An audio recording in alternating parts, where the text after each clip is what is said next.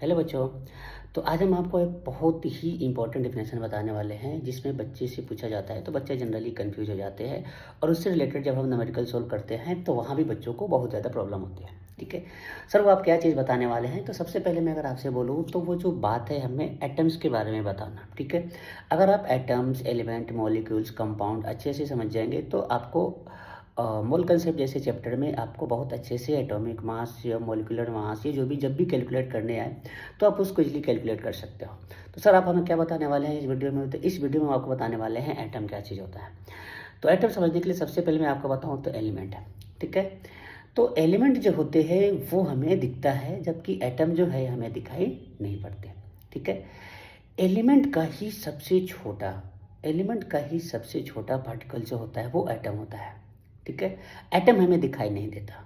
ठीक है, तो अगर मैं आपसे बोलूँ तो जैसे मैं आपको समझाऊँ कि मान लीजिए आप जिस चेयर पे बैठे हैं वो चेयर अगर आयरन का चेयर है। ठीक है, तो अगर हम उस आयरन को चेयर को बहुत छोटे मतलब छोटे छोटे छोटे छोटे छोटे छोटे टुकड़े करते जाए और बहुत टुकड़े करते जाए तो इतना सारे टुकड़े कर दिए कि जो उस चेयर का या ऐसा बोल दो उस आयरन का जो एंड में जो पार्टिकल बचेगा वो हमें मिलेगा एटम। एक्चुअल में वो हमें दिखाई नहीं देगा। ठीक है, और वो जो सबसे जो एंड में पार्टिकल मिलेगा वो एटम होगा, वही उसकी प्रॉपर्टी या करेक्टरिस्टिक्स को रिटेन करेगा। ठीक है, तो ये आपको ध्यान रखना है। सबसे पहली बात किस एलिमेंट्स का सबसे जो स्मॉलेस्ट पार्टिकल है, ठीक है, वो हमें एटम होगा जो कि हमें दिखाई नहीं देते। ठीक है, दूसरी बात जो होता है एटम्स का नेचर में इंडिपेंडेंट रूप से एग्जिस्टेंस हो भी सकता है और नहीं भी हो सकता है। ठीक है, जैसे मैं अगर आपसे बोलूँ तो हम अगर बोले जैसे आयरन, तो आयरन जो है ये नेचर में एग्जिस्ट कर रहा है तो अपना एटॉमिक फॉर्म में ही एग्जिस्ट कर रहा है। ठीक है, एलिमेंट जो होते हैं नेचर में दो रूप से एग्जिस्ट कर सकते हैं, या तो अपने एटॉमिक फॉर्म में एग्जिस्ट करें या तो अपने मोलिकुलर फॉर्म में एग्जिस्ट करें। ठीक है, तो एलिमेंट जो है नेचर में दो टाइप से एग्जिस्ट करते हैं। दो टाइप से एग्जिस्ट करने का मतलब या तो अपने एटॉमिक फॉर्म में एग्जिस्ट करे या तो अपना मॉलिक्यूल्स के फॉर्म में एग्जिस्ट करे। जैसे मैं अगर आपसे बोलूँ तो हमारे ऑक्सीजन भी तो एलिमेंट है।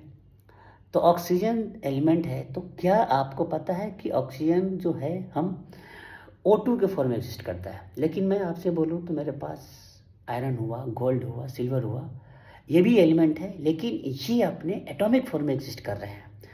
तो एलिमेंट जो है अपने एटॉमिक फॉर्म में एग्जिस्ट कर सकता है और मॉलिक्यूलर फॉर्म में भी एग्जिस्ट कर सकता है। ठीक है, तो एटम्स का अपना इंडिपेंडेंट एग्जिस्टेंस हो भी सकता है और नहीं भी हो सकता है। जैसे मैंने अभी एग्जांपल लिया था आयरन, तो आयरन जो है अपने एटॉमिक फॉर्म में ही एग्जिस्ट कर रहा था।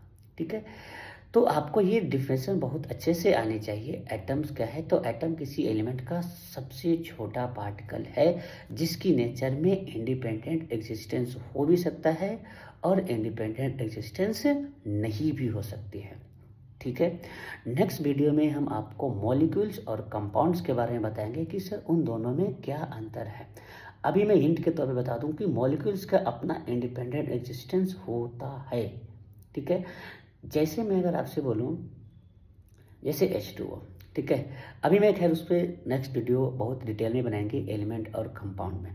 ठीक है, जैसे कि इस वीडियो में हमने सीखा कि यदि आप एलिमेंट को बहुत सारे टुकड़े करते जाओगे तो एटम मिलेगा, लास्ट का जो पार्टिकल है वो हमें एटम ही मिलेगा जो उसकी केमिकल और फिजिकल ऐसा बोल दो कि उसकी कैरेक्टरिस्टिक्स को रिटेन करने वाला है। ठीक है, तो मिलते हैं नेक्स्ट वीडियो में मॉलिक्यूल्स क्या होता है और कंपाउंड क्या होता है इससे रिलेटेड बात करने के लिए। तब तक के लिए थैंक यू बच्चों।